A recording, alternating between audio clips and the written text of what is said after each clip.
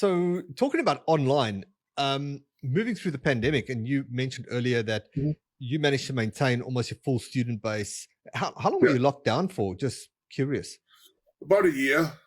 It Wow. was about a good year. And you weren't allowed to have any. I could do one-on-one classes. I had a couple people, that would I would make sure at 12 o'clock they could come in. It was just them. No one else could be around. I'd have to give a half hour's worth of time in between so I could clean and sanitize, and they could have another private. But that was it. No group classes. I could do family classes, but I'd have to do them outside. So thank goodness a lot of this was during the summer, so it worked out pretty good. Yeah. Um, and so I do a lot of group classes, with families outside in the parking lot, which another way, which pretty good advertising too, because then people driving by seeing us working out and exercising and doing something. So it was good advertising in that way. So it was rough, but it was a learning experience for me because trying to develop a system to keep everyone happy on Zoom. I've never taught. I mean, I've done a lot of seminars and this and that, but I've never taught on Zoom. Pretty much 8 hours a day, standing in front of a camera trying to teach forms. Or trying to teach a kickboxing combination and make sure they got proper footwork. It was a learning experience for me too. So, but it worked and kept everyone happy. And like I said, we just always have a contest. I always had something going on just to keep them feeling good about themselves. What do you think you've taken from that? It's made me definitely a better instructor off of that.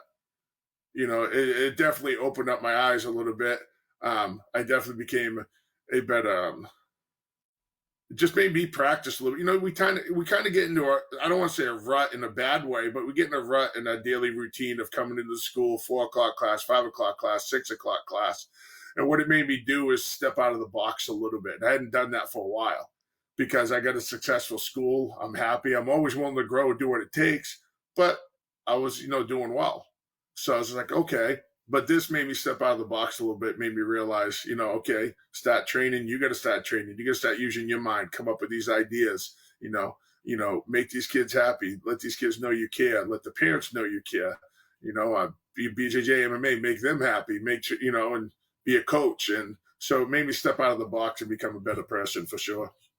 Were there any like specific obstacles that you faced with the kids having to show up online and getting involved and engaging? Yeah, it was interesting because I'd have to mute a lot of stuff. Like they could hear me, but I couldn't hear them because, we'd have 30, 40 people online sometimes.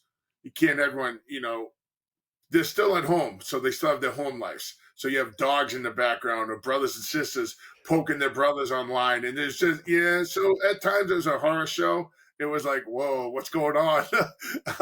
But I mean, that was the biggest obstacle. The biggest thing was just like, trying to overcome all that at first. But once, after a week or so, it smoothed out pretty well.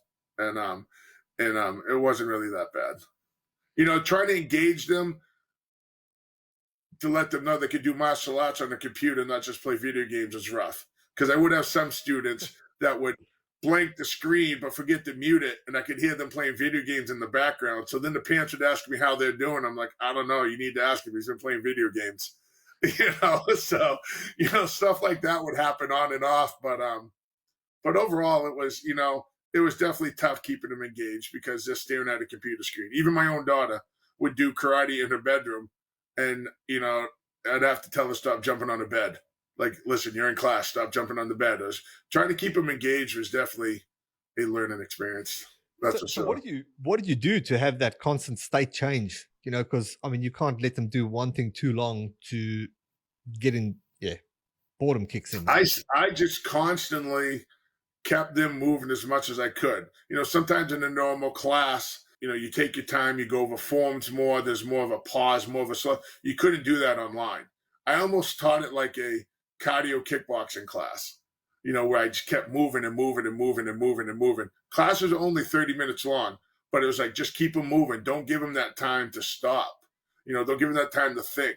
We would do a form to warm up, and right from our form, we'd go right into some kicking and some punching, and then we'd go into some, self-defense techniques, and I'd make it a game and just keep them moving. So they didn't have that time to go look around or see who's playing outside or stuff like that.